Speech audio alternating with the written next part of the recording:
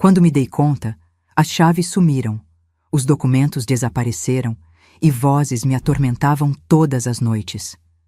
Ela está ficando louca, eles sussurravam nas paredes. Meu marido e minha sogra estavam me destruindo lentamente para roubar tudo que eu tinha construído em 35 anos de vida. Bom dia, meus queridos. Que alegria poder compartilhar um pouquinho da minha vida com vocês hoje. Sou Julieta Brandão Ferreira. Tenho 76 aninhos bem vividos e moro aqui em Maringá, no Paraná, uma cidade linda e arborizada que adotei como minha há quase 20 anos. Vim parar nesse cantinho abençoado depois de muita luta, mas graças a Deus, hoje posso dizer que encontrei paz nessa terra de tantas árvores e gente boa. Sabe, meus queridos, hoje minha vidinha é bem tranquila. Passo as manhãs cuidando do meu jardim. Tenho um pé de jabuticaba que dá frutos docinho que só vendo. À tarde, coordeno um grupo de apoio para mulheres que sofrem violência psicológica lá na Casa da Mulher Maringaense. Começou sem querer, viu? Depois do que passei, senti que precisava usar minha experiência para ajudar outras que estão passando pelo mesmo sufoco que eu passei. Tenho uma casinha simples, mas aconchegante, aqui no bairro Zona 7, com vista para o parque. Meu cantinho é pequeno, mas cheio de plantas e fotos dos meus 2 netinhos, o Joaquim e a Beatriz, filhos da minha única filha, a Clarissa. Ela mora comigo há 10 anos, desde seu divórcio. Foi meu porto seguro quando eu mais precisei. Sabe, antes de me aposentar, eu trabalhava como arquiteta. Sempre fui mulher independente, estudada, criada pela minha mãe para não depender de homem nenhum. Mas a vida dá voltas que a gente nem imagina, né, meus queridos? E foi numa dessas voltas que eu acabei caindo numa armadilha terrível, daquelas que a gente nem acredita que existe fora dos filmes de suspense. Antes de continuar minha história, queria pedir para vocês que estão me assistindo agora, se puderem, cliquem no like e se inscrevam no canal. Isso ajuda muito essa vovó aqui a continuar compartilhando suas histórias. E me contem aqui nos comentários, de qual cidadezinha vocês estão me assistindo? E em que horinha do dia encontraram esse vídeo? De manhãzinha com o café, depois do almoço ou já de noitinha? Eu adoro saber de onde vocês são e como encaixam um tempinho do dia para ouvir as histórias dessa vovó aqui. Vamos criar uma corrente de carinho. Hoje vou contar para vocês como sobrevivi a um tipo de violência que muita gente nem sabe que existe, mas que destrói a vida de tantas mulheres por aí. Vocês já ouviram falar de gaslighting? É quando alguém manipula a gente de um jeito tão sorrateiro que começamos a duvidar da nossa própria sanidade. Foi isso que aconteceu comigo, nas mãos do homem que jurei amar até que a morte nos separasse, e da mãe dele. Uma teia de mentiras tão bem tecida que quase me levou à loucura de verdade. Nasci e cresci numa cidadezinha bem pequena chamada Jataizinho, no norte do Paraná. Meu pai, Sebastião Brandão, era professor de matemática na única escola da cidade. Homem sério, de poucas palavras, mas de olhar doce quando a gente conseguia arrancar um sorriso dele. Minha mãe, Gertrudes Almeida Brandão, era costureira de mão cheia, dessas que faziam vestidos de noiva que pareciam obra de arte. Tinha mãos de fada, minha mãe. Éramos 3 irmãs. Eu, a do meio, entre a Leonor, 2 anos mais velha, e a Celina, 3 anos mais nova. Nossa casa era simples, de madeira, com um quintal enorme onde meu pai plantava de tudo um pouco: mandioca, milho, abacaxi e um pé de jabuticaba, que era meu xodó. Desde pequeninha, eu já gostava de ficar debaixo daquela árvore, desenhando nas folhas de caderno que meu pai trazia da escola. Na década de 1950, Jataizinho era um lugar onde todo mundo conhecia todo mundo. A gente ia para a escola a pé, caminhando pelas ruas de terra, brincando de pegar o orvalho das folhas no caminho. Na volta, a piazada toda se reunia para brincar de pega-pega, esconde-esconde e roda. Naquele tempo, a diversão era simples, mas a gente se divertia muito mais do que as crianças de hoje, grudadas nesses celulares. Nossa rotina era marcada pelo apito da usina de açúcar que ficava perto da cidade. Acordávamos às 5 da manhã quando o primeiro apito tocava, anunciando o início do dia. Às 6, já estávamos todos de pé. Meu pai saía para a escola, Mamãe começava seus trabalhos de costura e nós ajudávamos com as tarefas domésticas antes de ir para a aula. Lavar louça, varrer o quintal, alimentar as galinhas, cada uma tinha suas obrigações. Depois da escola, a gente brincava até o sol começar a se pôr. Era quando o terceiro apito da usina tocava, às 5 da tarde, e sabíamos que era hora de voltar para casa. À noite, depois do jantar, sentávamos na varanda para ouvir as histórias que meu pai contava sobre os tempos antigos, sobre a chegada dos imigrantes na região, sobre como aquelas terras roxas eram férteis e promissoras. Minha melhor amiga era a Ivonete, filha do dono da farmácia. A gente era inseparável, como unha e carne. Íamos juntas para a escola, brincávamos juntas, sonhávamos juntas. Ela queria ser médica, eu já sonhava em ser arquiteta. Passávamos horas desenhando as casas onde iríamos morar quando crescêssemos. Eu caprichava nos detalhes, nas janelas, nas sacadas. Já ali, mostrava minha vocação. Meu pai, percebendo meu talento para o desenho, começou a me incentivar. Trazia livros de arte da biblioteca de Londrina quando ia lá. Me ensinava perspectiva, proporção. Você tem dom, Julieta, ele dizia. Um dia vai construir casas tão bonitas quanto as que desenha. Aquelas palavras foram plantando em mim a semente do que eu viria a ser. A vida era dura naqueles tempos, mas a gente não percebia. Meus pais trabalhavam de sol a sol para dar estudo pra gente. Minha mãe, além de costurar, vendia doces na feira aos domingos. Cocada, pé de moleque, doce de abóbora que ela fazia, que era uma maravilha. Meu pai dava aulas particulares depois do horário da escola. Tudo para garantir que a gente tivesse oportunidades que eles não tiveram. Lembro que uma vez por mês, a gente ia para Londrina, a cidade grande mais próxima. Era um evento. Nos arrumávamos com nossas melhores roupas. Mamãe passava horas alisando os vestidos com o ferro de brasa. Íamos de jardineira, um ônibus velho que sacolejava na estrada de terra. Mas não importava. Para nós, era uma grande aventura. Em Londrina, meu pai resolvia negócios, mamãe comprava tecidos e nós, crianças, ficávamos maravilhadas com as vitrines, os sorvetes, o movimento.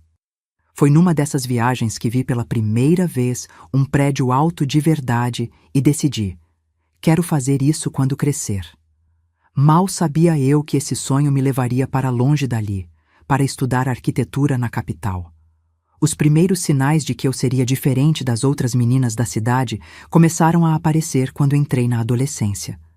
Enquanto minhas amigas sonhavam com o casamento, com encontrar um bom rapaz da região, eu sonhava com universidade, com criar projetos, com viajar. Minha mãe ficava preocupada. Menina, você precisa aprender a cozinhar direito, a cuidar de uma casa. Como vai arranjar marido assim? Mas meu pai sempre me defendia. Deixa a menina, Gertrudes. O mundo está mudando. E foi assim que passei minha infância, entre as brincadeiras no quintal, os desenhos de casas imaginárias, as histórias na varanda e os sonhos de um futuro diferente. Um tempo de inocência, antes que a vida me mostrasse suas faces mais duras e eu aprendesse que nem sempre podemos confiar naqueles que juraram nos proteger. Quando completei 18 anos, em 1967, consegui uma bolsa para estudar arquitetura na Universidade Federal do Paraná, em Curitiba. Foi um rebuliço na família. Meu pai, orgulhoso como só, comprou uma garrafa de vinho do Porto para comemorar, coisa que só fazia em ocasiões muito especiais. Já minha mãe, coitada, chorou por uma semana.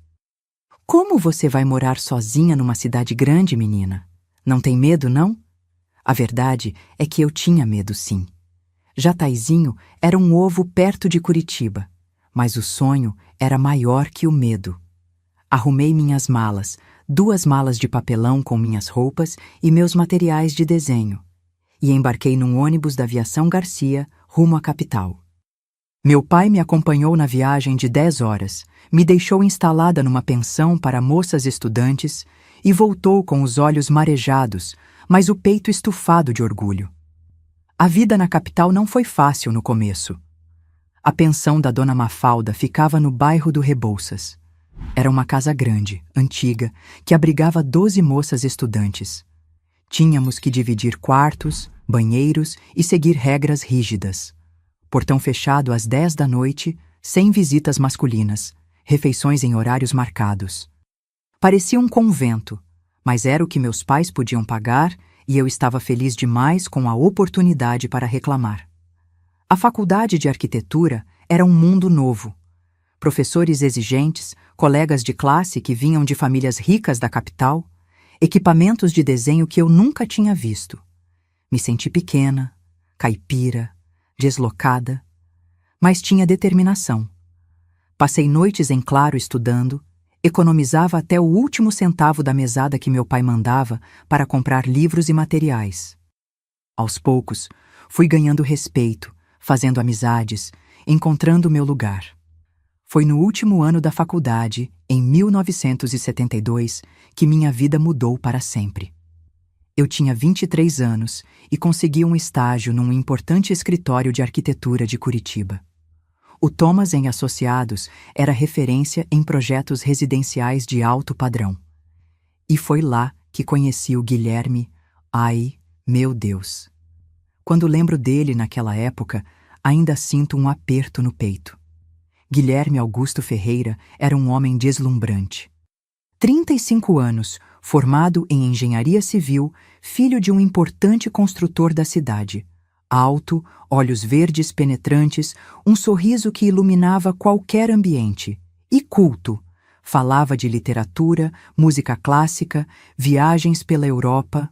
Eu, menina do interior que mal tinha saído do Paraná, fiquei encantada. Ele era sócio minoritário do escritório e supervisionava os estagiários. Desde o primeiro dia, me tratou diferente. Elogiava meus desenhos, me convidava para almoçar para discutir projetos, me emprestava livros de sua biblioteca pessoal. As outras estagiárias morriam de inveja. O Dr. Guilherme nunca dá tanta atenção a ninguém, cochichavam pelos corredores. Depois de 3 meses de encontros profissionais, ele me convidou para jantar num restaurante elegante do centro. Foi nossa primeira noite oficial como casal. Lembro de cada detalhe: o vestido azul marinho que comprei especialmente para a ocasião, o vinho francês que ele pediu, a música do pianista ao vivo. Ele segurou minha mão sobre a mesa e disse: Julieta, você é diferente de todas as mulheres que já conheci. Tem talento, inteligência e uma pureza que me encanta. O namoro foi rápido e intenso. Em 6 meses, estávamos noivos. Meus pais vieram a Curitiba para conhecê-lo e ficaram impressionados. Um homem estabelecido, de boa família, que prometia dar à filha deles uma vida de conforto e estabilidade. Quem não ficaria feliz? Apenas minha irmã Leonor demonstrou alguma reserva. Ele não é meio controlador demais, Ju? Perguntou quando estávamos sozinhas. Ignorei o comentário.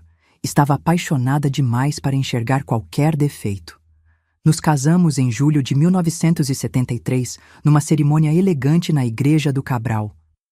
A recepção foi no Clube Curitibano, com mais de 200 convidados, a maioria amigos e associados de negócios do Guilherme e de seu pai, o Sr. Osvaldo Ferreira. Da minha parte, apenas minha família e alguns poucos amigos da faculdade.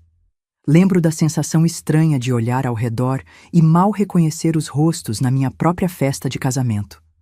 Nossa lua de mel foi em Buenos Aires. 10 dias num hotel luxuoso, jantares em restaurantes caros, passeios culturais. Eu me sentia vivendo um conto de fadas. A arquiteta do interior que conquistou o príncipe da capital. Mas foi durante essa viagem que notei os primeiros sinais do que viria a se tornar meu pesadelo. Guilherme insistia em escolher minhas roupas antes de sairmos. Este vestido não é adequado para o jantar de hoje, querida. Use o azul que combina com seus olhos. No início, interpretei como cuidado, atenção aos detalhes. Mais tarde, quando queria visitar um museu que não estava no roteiro planejado por ele, percebi sua irritação mal disfarçada. Julieta, já organizei nosso dia. Por que sempre quer mudar as coisas? Novamente, justifiquei. Ele era organizado, gostava de planejar. Eu estava sendo implicante. Quando voltamos a Curitiba, Guilherme sugeriu que eu não voltasse a trabalhar imediatamente. Precisamos organizar nossa casa, querida. E logo vamos querer formar uma família. Por que não espera um pouco? Relutei, mas acabei concordando. Afinal, ele tinha razão. Eu queria ser mãe logo, e a ideia de decorar e organizar nossa nova casa, um apartamento de 3 quartos num bairro nobre, era tentadora. O que eu não sabia era que o um pouco se transformaria em para sempre. Guilherme sempre encontrava uma nova razão para adiar meu retorno ao trabalho. Primeiro foi a casa, depois a promessa de filhos, que nunca vieram quando estávamos juntos. Depois sua mãe, Dona Helena, que ficou viúva e, segundo ele, precisava de companhia. Ah, Dona Helena, ainda sinto um calafrio ao lembrar daquela mulher. Alta, elegante, sempre impecavelmente vestida e penteada. Por fora, a sogra perfeita, educada, aparentemente afetuosa.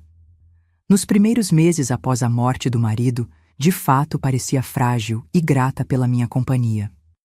Mas logo percebi que por trás daquele sorriso contido havia uma mulher manipuladora que nunca achou que eu fosse boa o suficiente para seu precioso filho. Foi 3 meses depois que Dona Helena se mudou para nosso apartamento que as coisas começaram a ficar verdadeiramente estranhas. Pequenos objetos desapareciam. Minhas chaves, uma escova de cabelo, cartas dos meus pais. Quando perguntava, ambos pareciam confusos. Querida, você deixou as chaves na bancada da cozinha ontem à noite. Não se lembra? Dizia Guilherme com uma preocupação que agora sei que era falsa. Os comentários sutis de Dona Helena começaram a se tornar frequentes. Julieta, você anda tão distraída ultimamente. É normal para mulheres da sua idade começarem a esquecer pequenas coisas, mas talvez devesse consultar um médico. Ou então, Guilherme, notou como Julieta tem estado confusa? Ontem a encontrei na sala parecendo desorientada. E o pior, ela sempre dizia essas coisas na minha presença, como se eu não estivesse ali. Aos poucos comecei a duvidar de mim mesma. Será que eu estava mesmo esquecendo coisas? Será que estava ficando confusa? Comecei a fazer anotações, a verificar onde deixava meus pertences, a me questionar constantemente. O que eu não sabia era que aquilo era apenas o começo da teia em que eu estava sendo envolvida. Uma teia tão sutil e ao mesmo tempo tão forte que quase me destruiu por completo.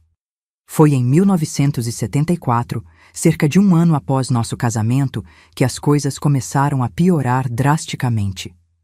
Eu já vivia praticamente isolada. Guilherme sempre encontrava desculpas para que eu não visitasse minha família em Jataizinho. Estou com muito trabalho esta semana, querida. Não posso te levar. Ou então, sua mãe não está um pouco resfriada? Melhor não arriscar, você anda tão sensível ultimamente. Minhas poucas amigas da faculdade ligavam cada vez menos. Quando marcavam algo, Guilherme ou Dona Helena sempre criavam algum impedimento. Você está com aparência cansada hoje. Melhor descansar. Acho que você está com início de gripe, querida. Não deve sair. E quando raramente eu conseguia encontrar alguma amiga, Guilherme sempre aparecia por coincidência no mesmo lugar, sentava-se conosco e dominava a conversa. Depois, no caminho de volta, fazia comentários depreciativos. Essa sua amiga Denise está tão amarga desde que se divorciou, não acho que seja uma boa companhia para você. O apartamento, que deveria ser meu lar, tornou-se uma prisão disfarçada. Dona Helena reorganizou tudo à sua maneira. Meus livros de arquitetura foram para o depósito porque ocupavam espaço demais. Meus poucos objetos pessoais trazidos de Jataizinho, uma colcha feita por minha avó, um porta-retratos de prata, uma caixinha de música, misteriosamente desapareciam e reapareciam em lugares diferentes. Julieta, você colocou a colcha da sua avó no armário de roupas de cama? Estava procurando por toalhas e a encontrei toda amassada lá no fundo, dizia Dona Helena com aquele sorriso frio. Eu tinha certeza absoluta de que havia deixado a colcha dobrada sobre minha poltrona de leitura. Mas começava a duvidar de mim mesma. Foi nessa época que os acidentes começaram a acontecer. Eu derrubava xícaras, tropeçava em tapetes, esquecia o fogão ligado. Pelo menos era isso que me diziam. Julieta, você deixou o ferro de passar ligado a manhã toda.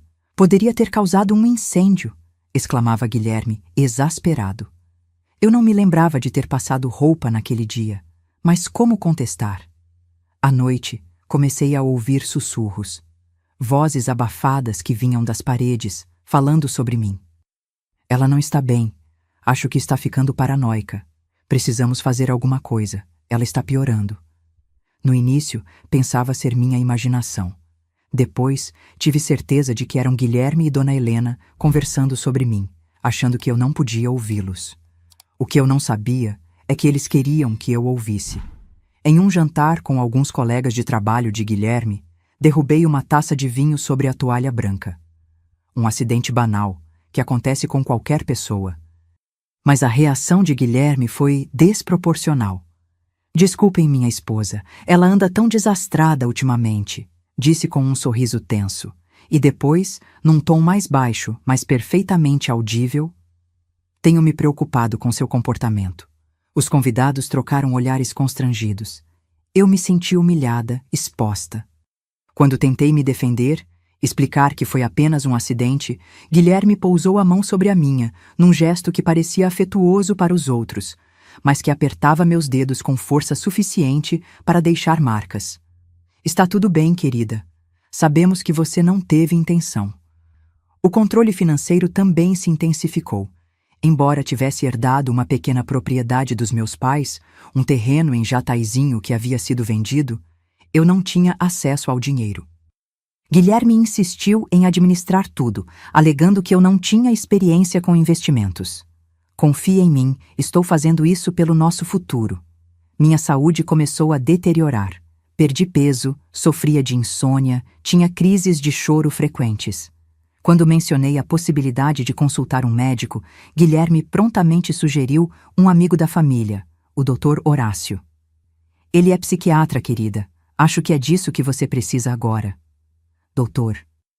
Horácio me receitou tranquilizantes fortes logo na primeira consulta. Sua esposa apresenta sinais claros de instabilidade emocional, disse a Guilherme como se eu não estivesse na sala. Esses medicamentos vão ajudá-la a se acalmar. É importante que ela os tome regularmente. Os remédios me deixavam letárgica, confusa, ainda mais vulnerável. Havia dias em que eu mal conseguia sair da cama. Guilherme, sempre solícito, administrava pessoalmente minha medicação. Está na hora do seu remédio, querida. Sei que você não gosta, mas é para o seu bem. Às vezes, eu tinha a impressão de que a dose era maior do que a prescrita. Mas como ter certeza? Foi numa tarde de domingo, quando Guilherme e Dona Helena haviam saído para visitar uns parentes, que encontrei acidentalmente uma caixa no escritório dele. Estava procurando um livro para ler, e ao abrir uma gaveta, deparei-me com diversos frascos de medicamentos, os mesmos que eu tomava, e um caderno de anotações. Com as mãos trêmulas, abri o caderno. Era um registro detalhado do meu suposto comportamento errático. Datas, horários, incidentes, muitos dos quais eu nem me lembrava de ter acontecido. 23 de março. Julieta acordou desorientada. Não reconheceu o quarto por alguns minutos. 17 de abril. Encontrei Julieta falando sozinha na cozinha. Quando questionada, negou. Senti meu estômago revirar. Aquilo não podia ser verdade. Eu não me lembrava de nenhum desses episódios. Continuei folheando o caderno e encontrei algo ainda mais perturbador. Um rascunho de carta endereçada a uma clínica psiquiátrica, solicitando informações sobre internação involuntária. Foi como se um véu se levantasse. Por que Guilherme estaria documentando falsamente meu comportamento? Por que estaria considerando me internar? O que ele ganharia com isso? E então me lembrei. Minha herança. O dinheiro do terreno vendido, investimentos que meus pais haviam feito em meu nome, um pequeno apartamento que minha avó materna havia me deixado. Naquele momento, ouvi o barulho da porta da frente se abrindo. Rapidamente guardei o caderno, fechei a gaveta e saí do escritório. Meu coração batia tão forte que achei que fosse explodir. Precisava manter a calma, fingir que nada havia mudado. Precisava de um plano. Nos dias seguintes, comecei a prestar mais atenção. Percebi que os objetos que sumiam eram sempre movidos por eles. Vi Dona Helena mexendo nas minhas coisas quando achava que eu não estava olhando. Uma noite, acordei com um barulho estranho e, mantendo os olhos quase fechados, vi Guilherme instalando algo na parede do quarto. Um pequeno alto-falante, disfarçado atrás de um quadro. As vozes que eu ouvia durante a noite não eram paranoia, eram gravações. Eles estavam deliberadamente tentando me enlouquecer. E o pior, estavam prestes a me internar contra a minha vontade, provavelmente para obter controle total sobre meus bens. A descoberta, por mais aterrorizante que fosse, me deu uma clareza que eu não tinha há meses. Eu não estava ficando louca. Estava sendo vítima de uma conspiração cruel, arquitetada por aqueles que deveriam me proteger. Precisava agir, mas com extrema cautela. Um movimento em falso, e eu poderia acabar realmente trancada numa instituição, sem chance de defesa. Os medicamentos eram o primeiro obstáculo. Comecei a fingir que os engolia, mas os escondia embaixo da língua e depois os descartava. Foi difícil no início. Guilherme costumava ficar me observando tomar os comprimidos, mas desenvolvi técnicas, como tossir e colocar a mão na boca ou pedir um copo d'água extra. À medida que os dias passavam e os efeitos dos medicamentos diminuíam, minha mente ficava mais clara. Comecei a planejar minha fuga. Sabia que precisava de provas do que estavam fazendo comigo. Precisava de ajuda externa. Mas como conseguir isso quando estava praticamente em prisão domiciliar? Uma tarde, quando Dona Helena saiu para seu chá semanal com amigas e Guilherme estava no trabalho, consegui usar o telefone para ligar para minha irmã Leonor em Jataizinho. Falei baixo, com medo que houvesse alguém escutando, ou pior, que o telefone estivesse grampeado. Léo, preciso da sua ajuda. Não posso explicar agora, mas estou em perigo. Guilherme e a mãe dele estão fazendo coisas terríveis. Minha voz tremia. Eles querem me internar, Léo. Acho que querem ficar com meu dinheiro. Houve um longo silêncio. Por um momento terrível, pensei que até minha irmã duvidava de mim. Finalmente ela falou. Eu sabia que havia algo errado. Você parecia tão diferente nas últimas vezes que nos falamos. O que posso fazer para ajudar? Combinamos um código. Se eu dissesse, as rosas da vovó estão florescendo, durante qualquer conversa telefônica, significaria que eu precisava de ajuda imediata. Leonor tentaria me visitar na semana seguinte, com a desculpa de estar passando por Curitiba a caminho de Florianópolis. A sensação de ter alguém acreditando em mim foi indescritível. Pela primeira vez em meses, senti uma centelha de esperança. Mas sabia que o caminho seria difícil. Guilherme e Dona Helena eram manipuladores habilidosos. Eu precisava ser mais esperta, mais cautelosa, mais determinada do que nunca. Quando Leonor telefonou alguns dias depois para avisar de sua visita, Guilherme atendeu. Como previsto, ele tentou dissuadi-la. Não é um bom momento, Leonor. Julieta não tem se sentido bem. O médico recomendou repouso absoluto, sem visitas que possam agitá-la. Pude ver o plano dele se desenrolando diante dos meus olhos. O isolamento era quase completo, mas eu estava determinada a não desistir. Enquanto eles pensavam que me controlavam com medicamentos e manipulação, eu silenciosamente reunia forças para lutar pela minha liberdade, pela minha sanidade, pela minha vida. Foi numa quarta-feira de maio de 1974 que tudo chegou ao limite. Lembro perfeitamente porque era véspera do aniversário da minha sogra. Guilherme havia saído cedo para buscar o bolo encomendado numa confeitaria famosa do centro, e Dona Helena estava no salão de beleza se preparando para sua grande noite. Pela primeira vez em semanas, eu estava sozinha no apartamento. Aproveitei para procurar mais provas. Sabia que precisava de algo concreto para mostrar a alguém que pudesse me ajudar. No escritório de Guilherme, vasculhei com cuidado, tomando nota mental da posição exata de cada objeto para recolocá-los depois. Foi então que encontrei, escondida sob uma pilha de revistas de engenharia, uma pasta com meu nome. Minhas mãos tremiam tanto que mal conseguia virar as páginas. Dentro havia extratos bancários das minhas contas, contas que eu nem sabia que existiam, documentos de transferência de valores para uma conta nas Ilhas Cayman. Uma procuração com minha assinatura falsificada, pois nunca havia assinado tal documento, dando a Guilherme poderes para administrar todos os meus bens. E o mais perturbador, um laudo médico preliminar assinado pelo doutor Horácio, diagnosticando-me com transtorno delirante persistente e recomendando internação para tratamento intensivo. A data marcada para minha internação era 30 de maio, apenas 2 semanas depois. O plano deles estava em fase final. A teia estava quase completa. Senti meu corpo gelar, minhas pernas fraquejarem. Sentei-me na cadeira do escritório, incapaz de me mover, enquanto a realidade daquela conspiração me atingia com toda a força. Foi o barulho da porta da frente se abrindo que me tirou do transe. Rapidamente, guardei os documentos exatamente como estavam, ajeitei as revistas por cima e saí do escritório. Era Guilherme, voltando mais cedo do que o esperado. Julieta, onde você está? Sua voz tinha aquele tom falsamente doce que eu havia aprendido a temer. Estou aqui. Acabei de sair do banheiro, respondi, tentando manter a voz firme. Ele me encarou por alguns segundos, como se tentasse ler meus pensamentos. Você parece agitada. Tomou seus remédios hoje? Sim, claro, menti, forçando um sorriso. Ótimo. Trouxe o bolo para a mamãe. Preciso que você arrume a mesa para o jantar. Queremos tudo perfeito para ela. Passei o resto do dia preparando o jantar de aniversário, colocando a melhor louça, arrumando flores nos vasos, tudo como se nada tivesse mudado. Mas por dentro eu estava em ebulição. Cada minuto ao lado deles era uma tortura, sabendo o que planejavam fazer comigo. Durante o jantar, Guilherme abriu uma garrafa de champanhe caríssima.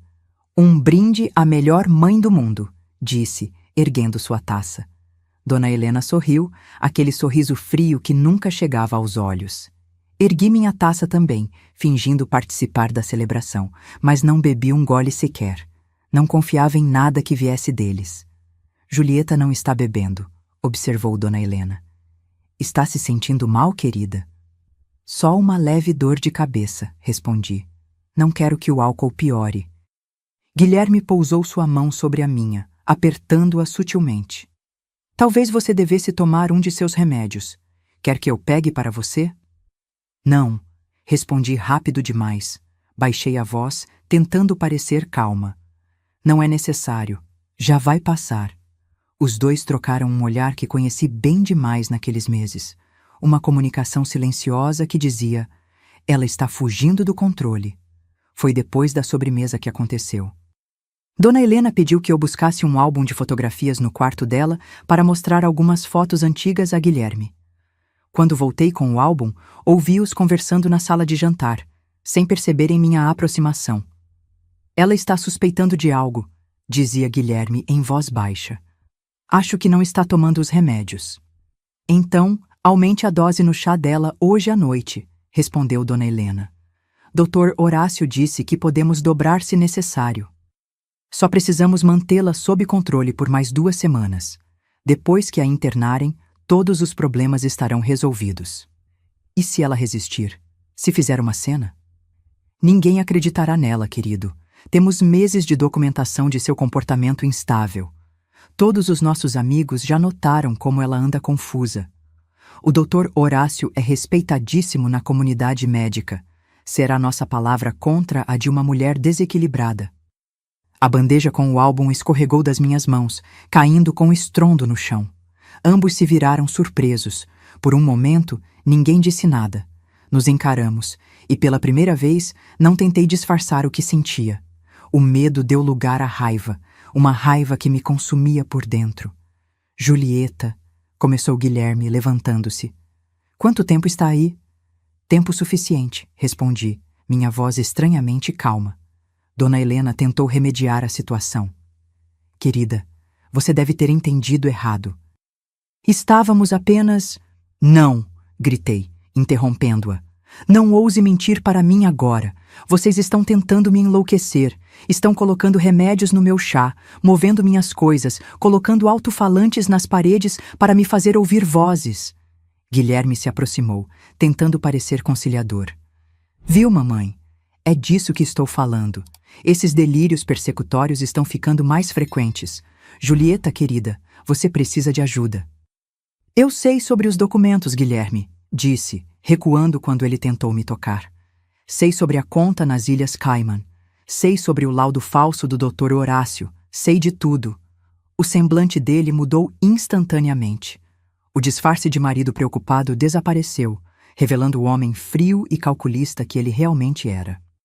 E quem acreditaria em você, Julieta? Uma mulher emocionalmente instável, com histórico de comportamento errático? Acha mesmo que pode me enfrentar? Naquele momento, senti algo dentro de mim se quebrar.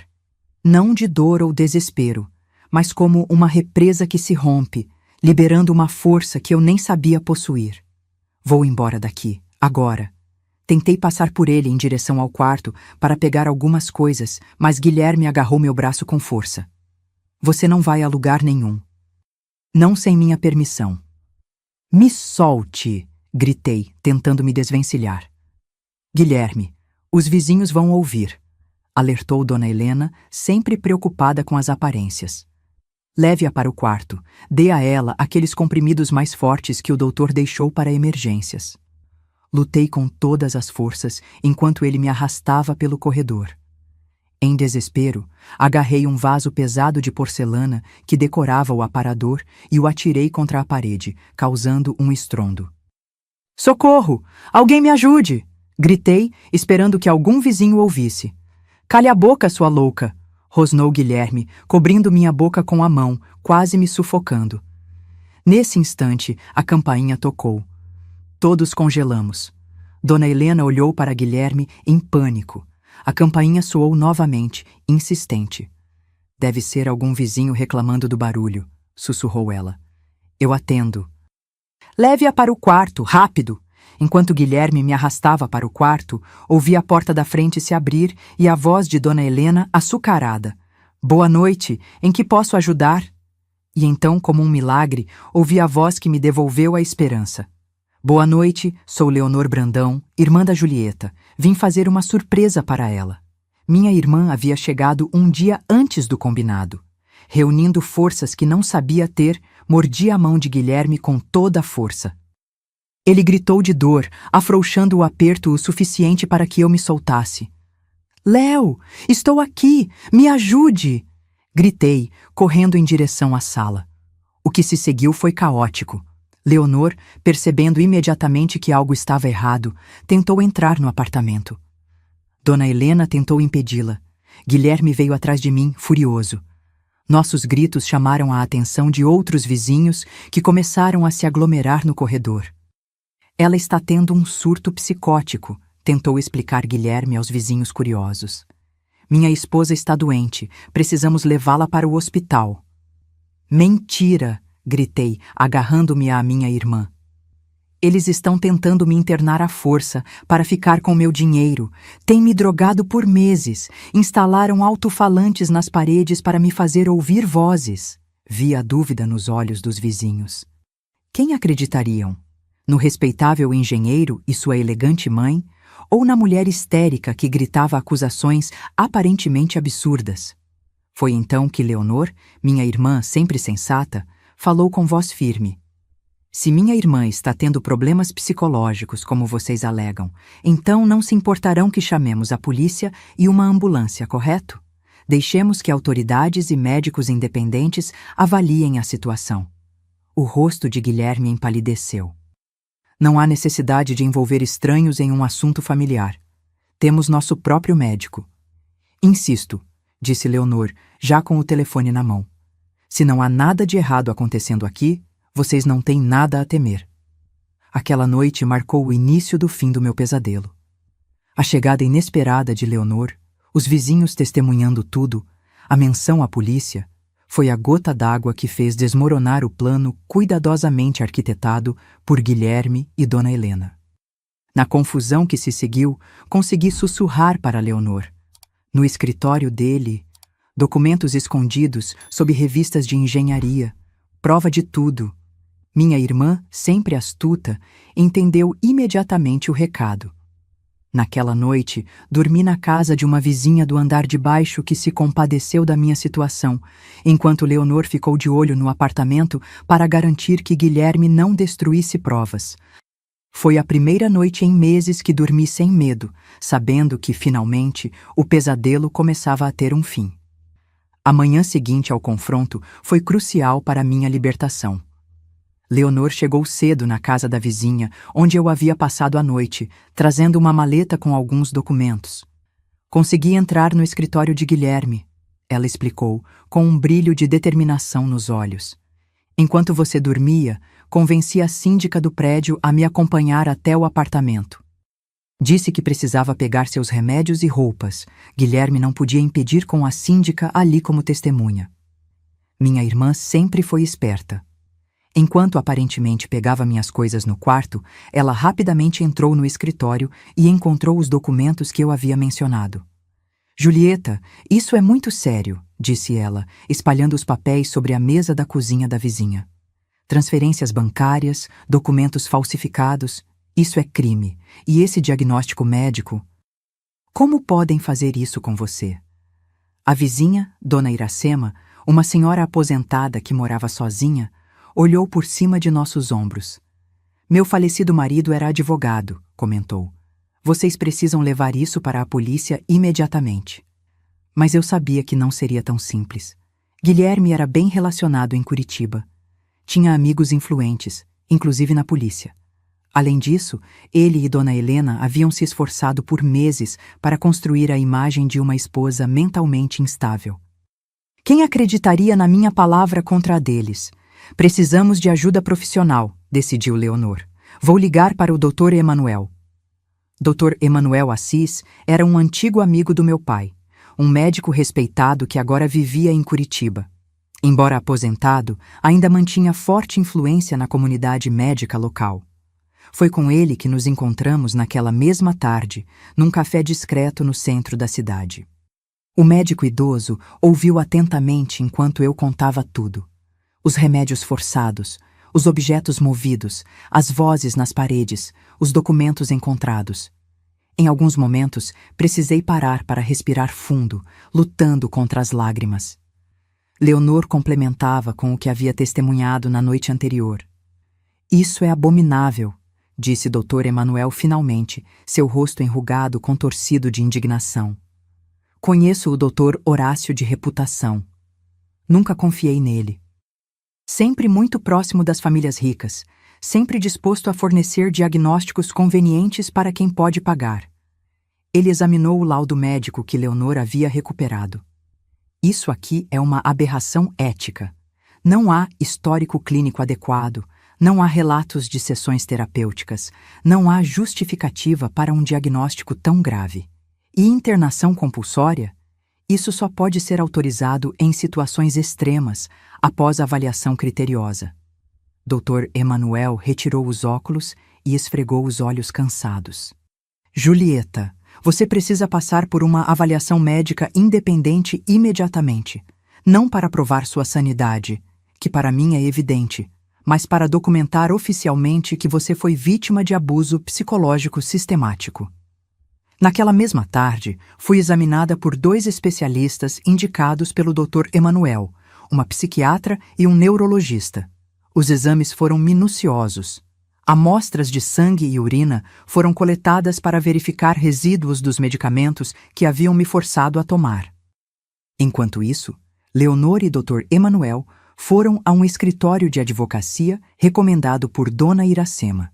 Dr. Tadeu Mendes, um advogado especializado em direito familiar, aceitou nos ajudar imediatamente após ouvir nossa história. O que seu marido e sua sogra fizeram tem nome, explicou o Dr. Tadeu quando nos reunimos em seu escritório no dia seguinte. Chama-se gaslighting, uma forma cruel de abuso psicológico onde o agressor manipula a vítima a ponto de fazê-la questionar sua própria sanidade. É difícil de provar, mas com a documentação que vocês conseguiram, temos um caso sólido. O plano de ação foi traçado meticulosamente. Primeiro, uma medida protetiva para me manter afastada de Guilherme e Dona Helena. Depois, uma perícia técnica no apartamento para documentar os alto-falantes escondidos nas paredes. E, finalmente, uma auditoria completa nas minhas contas bancárias para rastrear o dinheiro desviado por Guilherme. Não será uma batalha fácil, advertiu o Dr. Tadeu. Seu marido tentará usar o suposto diagnóstico psiquiátrico contra você. Dirá que tudo não passa de delírios de uma mente perturbada. Mas temos evidências físicas agora. E o mais importante, temos testemunhas. A notícia da minha situação correu entre os vizinhos do prédio. Para minha surpresa, vários deles se ofereceram para testemunhar. A jovem do 501 contou que havia notado Guilherme carregando ferramentas e materiais estranhos para o apartamento altas horas da noite. O senhor do 302 confirmou ter visto Dona Helena mexendo na caixa de correio, interceptando correspondências. A própria síndica admitiu que Guilherme havia pedido que ela não entregasse diretamente a mim qualquer correspondência. O cerco se fechava, mas não ao meu redor, ao redor deles. Uma semana após o confronto, Dr. Tadeu conseguiu uma ordem judicial para uma inspeção no apartamento. Acompanhada por oficiais de justiça, peritos e meu advogado, voltei àquele lugar que havia sido minha prisão. Guilherme não estava, provavelmente avisado por algum amigo no tribunal, mas Dona Helena sim, furiosa com a invasão. Isso é um absurdo, uma palhaçada. Meu filho saberá disso. Os peritos trabalharam meticulosamente, ignorando os protestos da senhora. Não demorou muito para encontrarem os alto-falantes escondidos nas paredes do quarto e da sala. No escritório de Guilherme, encontraram equipamentos de gravação e caixas de medicamentos psiquiátricos em dosagens muito superiores às prescritas em qualquer receita. O rosto de Dona Helena se transformou quando os oficiais começaram a catalogar as evidências. De indignada, passou a amedrontada. Isso tudo foi ideia do Guilherme, murmurou ela quando os peritos se afastaram. Eu só fiz o que meu filho pediu. Ele disse que era para o seu bem, Julieta. Típico. A máscara caía e a verdadeira Helena aparecia, covarde e disposta a trair até o próprio filho para se safar. A senhora terá oportunidade de explicar tudo isso em juízo, respondeu friamente Dr. Tadeu. As semanas seguintes foram intensas. Depoimentos, audiências, exames médicos, avaliações psicológicas. A estratégia de Guilherme foi previsível. Tentou me desacreditar, alegando que eu sofria de transtornos mentais havia anos e que tudo que ele fez foi tentar me ajudar. Chegou a trazer depoimentos de amigos que confirmavam ter notado meu comportamento errático. Mas a montanha de evidências era irrefutável. Os laudos dos especialistas indicados pelo Dr. Emanuel comprovaram que eu havia sido submetida a doses excessivas de medicamentos psiquiátricos sem necessidade clínica. A perícia técnica documentou os dispositivos de manipulação instalados no apartamento. A auditoria financeira revelou um esquema complexo para desviar meu patrimônio. O golpe final veio quando o Dr. Tadeu conseguiu uma intimação para o Dr. Horácio. Confrontado com as evidências e ameaçado de perder sua licença médica, o psiquiatra quebrou. Confessou que havia emitido laudos sem me examinar adequadamente, a pedido de Guilherme, em troca de favores financeiros. 3 meses após aquela noite de confronto, obtive a separação judicial com direito à indenização por danos morais e materiais. As contas offshore foram rastreadas e o dinheiro desviado, recuperado. Guilherme e Dona Helena enfrentaram processos criminais por fraude, tentativa de internação ilegal e abuso psicológico. O Dr. Horácio perdeu sua licença médica e também respondeu criminalmente. A vitória legal foi importante, mas a verdadeira libertação veio de dentro. Durante aqueles meses de batalha jurídica, passei por um intenso processo terapêutico com a doutora Luísa, uma psicóloga especializada em trauma. Com sua ajuda, comecei a reconstruir minha autoconfiança, a confiar novamente em minha percepção da realidade, a curar as feridas invisíveis que aquele período de manipulação havia deixado. O que eles fizeram com você foi tentar roubar não apenas seu dinheiro, Mas sua identidade, explicou doutora Luísa em uma de nossas sessões. Eles quase conseguiram fazer você duvidar de si mesma, de sua própria mente. Sua maior vitória não foi no tribunal, Julieta. Foi ter resistido, ter mantido acesa aquela chama de certeza de que você não estava louca. Quando tudo terminou, não quis permanecer em Curitiba. Havia memórias demais, fantasmas demais. Precisava de um recomeço completo. Leonor, que havia permanecido ao meu lado durante todo o processo, sugeriu que voltássemos para Jataizinho, para perto da família. Mas eu sabia que precisava de algo novo, um lugar sem associações com o passado. Vamos para Maringá, sugeri. Ouvi dizer que é uma cidade bonita, planejada, com muitas árvores, um bom lugar para recomeçar. E assim, em janeiro de 1975, aos 26 anos, embarquei em uma nova jornada. Leonor decidiu vir comigo. Alguém precisa ficar de olho em você, maninha, brincou ela. Usamos parte da indenização para comprar uma casa simples, mas confortável em Maringá. O restante, investi com cuidado, desta vez com total controle sobre meu dinheiro. Alguns meses depois, conheci Ernesto, um professor de história viúvo que morava na mesma rua. Um homem gentil, paciente, totalmente diferente de Guilherme. Começamos como amigos. Eu ainda não estava pronta para um relacionamento.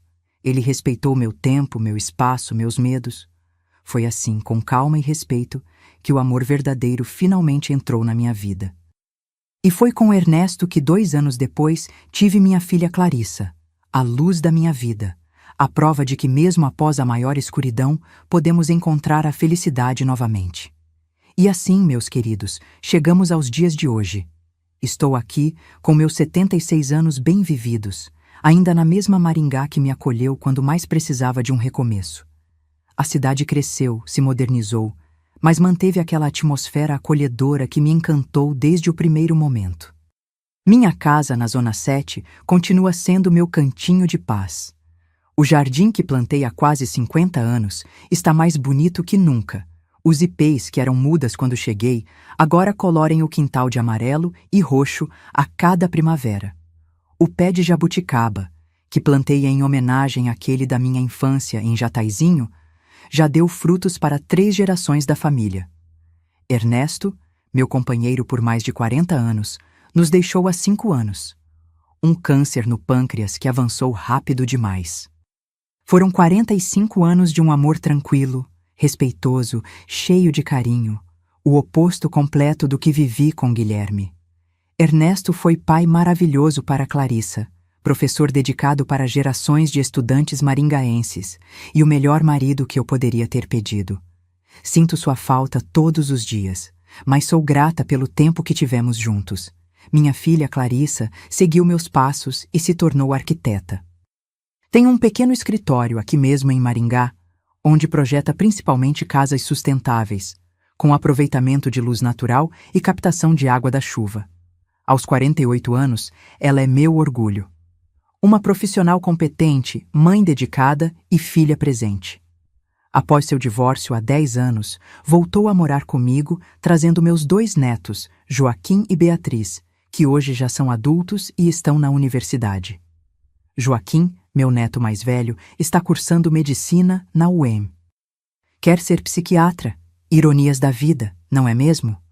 Mas uma psiquiatria humanizada, que trata pacientes como pessoas, não como casos. Ele diz que se inspirou na minha história para escolher essa profissão. Vovó, quero ajudar pessoas como você, não como aquele médico corrupto que quase a internou injustamente, me disse certa vez, me fazendo chorar de emoção.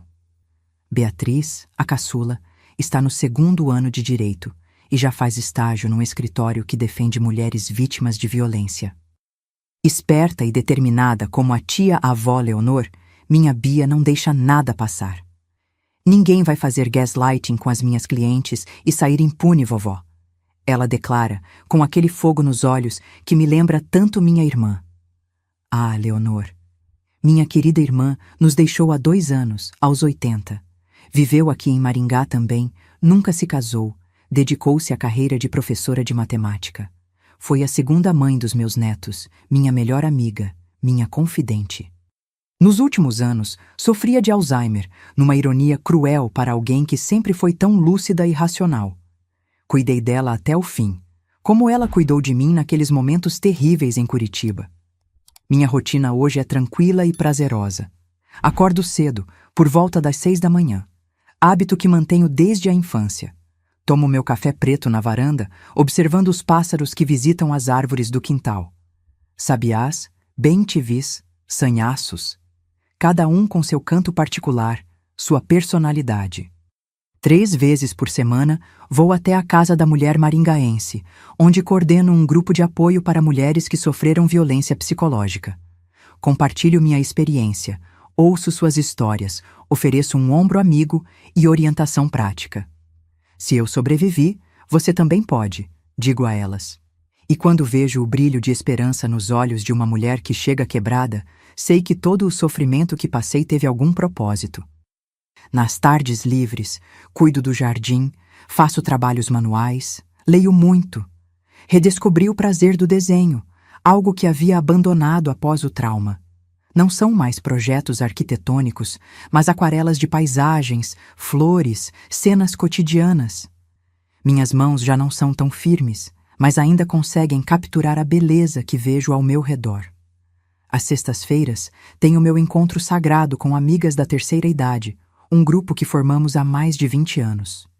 Somos 6 senhoras, todas com histórias de superação. Nos reunimos no café da praça, perto da catedral, para uma tarde de conversas, risos e, vez ou outra, algumas lágrimas compartilhadas. Falamos dos filhos, dos netos, das dores nas juntas, das receitas novas, dos livros que lemos. A vida simples, mas rica em conexões humanas. Sobre Guilherme e Dona Helena, pouco sei. Depois do processo, fiz questão de cortar qualquer contato.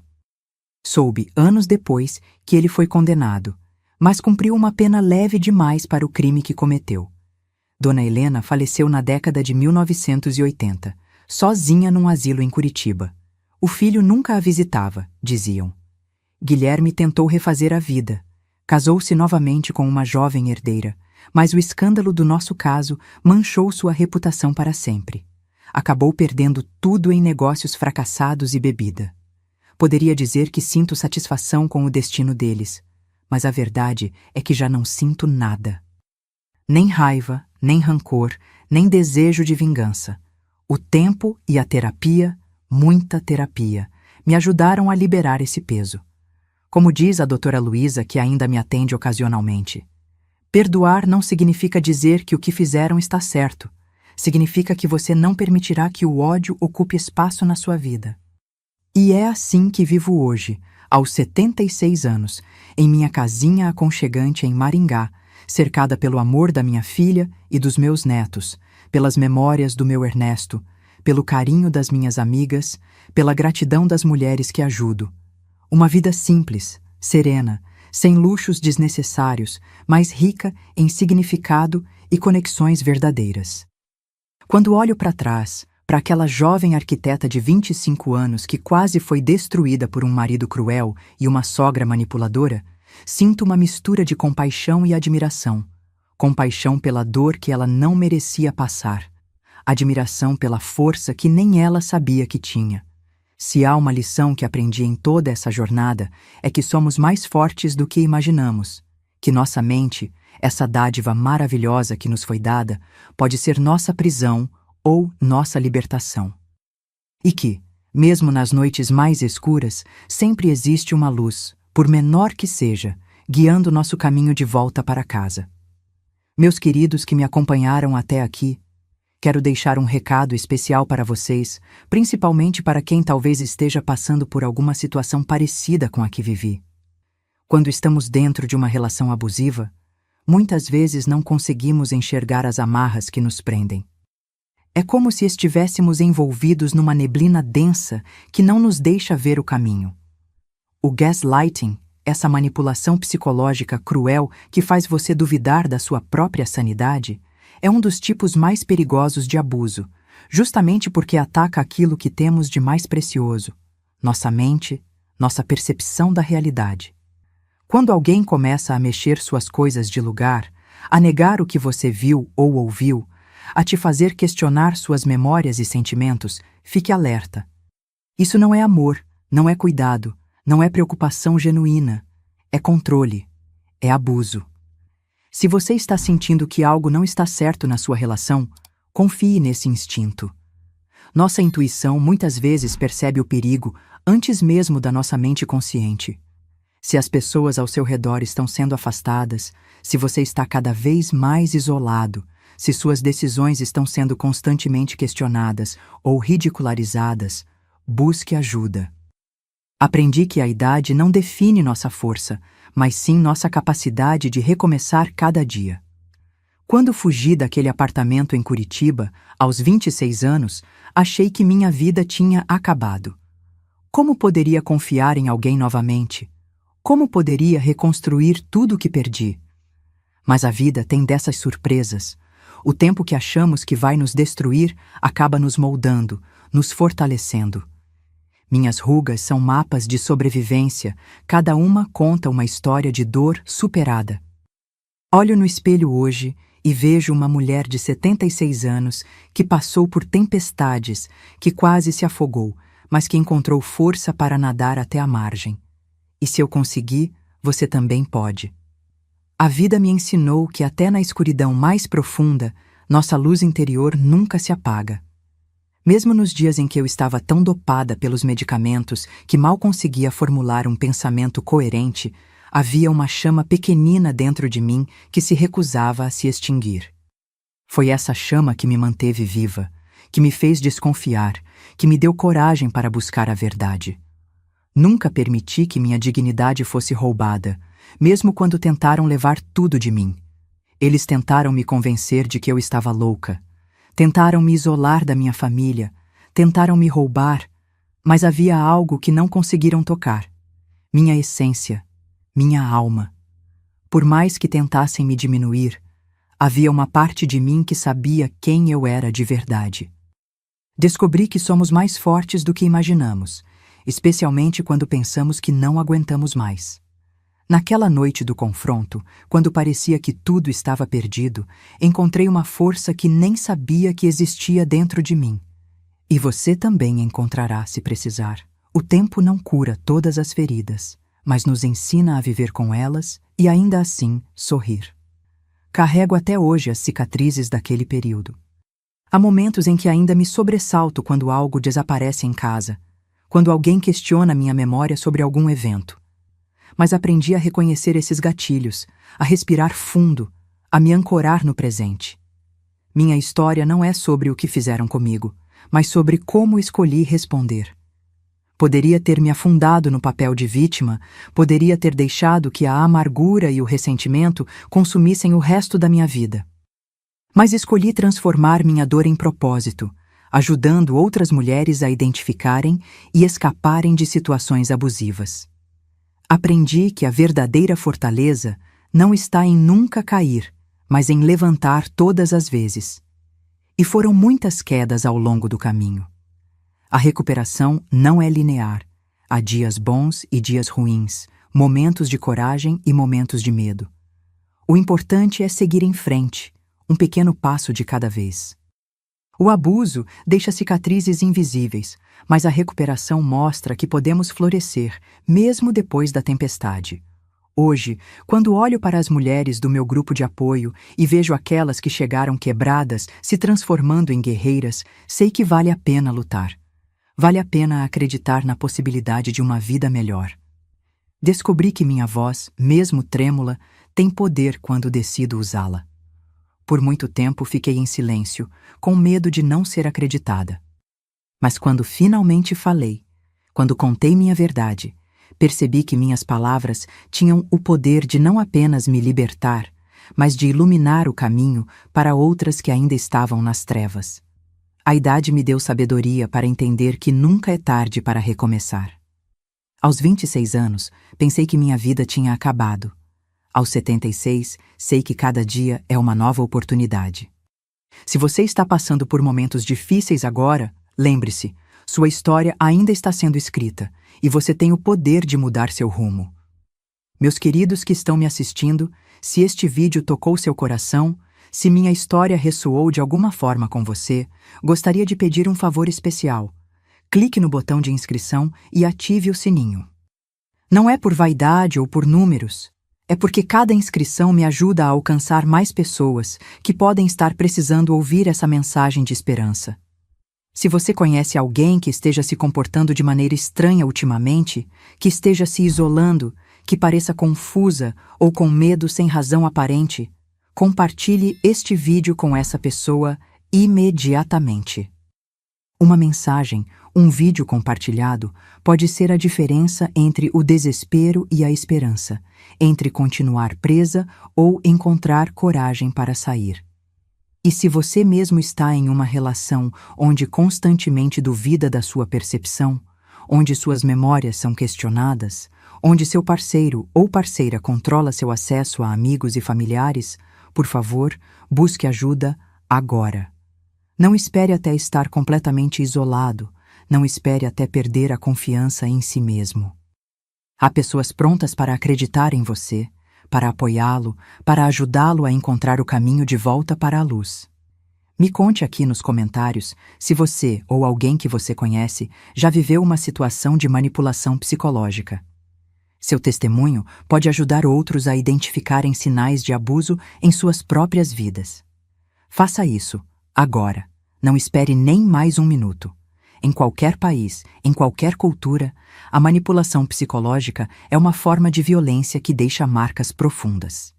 Busque informações sobre organizações de apoio na sua região. Não importa onde você esteja, existem pessoas dispostas a ajudar, a ouvir sua história, a acreditar em você. Porque, meus queridos, o que eu nunca contei para ninguém até hoje é que nas primeiras noites depois que fugi daquele apartamento, eu ainda ouvia as vozes nas paredes, mesmo sabendo que eram falsas. O trauma foi tão profundo que meu cérebro continuou reproduzindo aqueles sussurros por meses, e isso é algo que vai me acompanhar até meu último suspiro. Antes de acabar, normalmente nessa parte do vídeo, menos de 1% das pessoas estão me vendo aqui, então se você foi uma das pessoas que ficou até aqui, comente a palavra superação. Obrigada mesmo, querida.